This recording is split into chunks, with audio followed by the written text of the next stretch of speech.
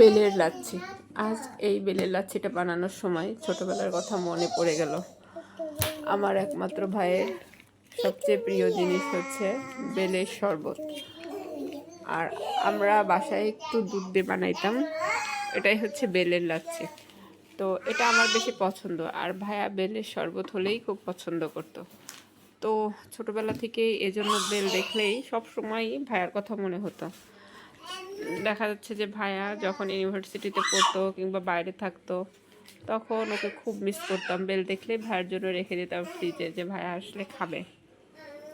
আর রোজার দিনে তো আরও বেশি মনে পড়ে গেল, কারণ আম্মু দেখা যাচ্ছে ইফতারি বানানো নিয়ে, রান্না বান্না নিয়ে ব্যস্ত থাকতো, কিংবা আম্মুর রুগী থাকলে সেগুলো নিয়ে ব্যস্ত থাকতো।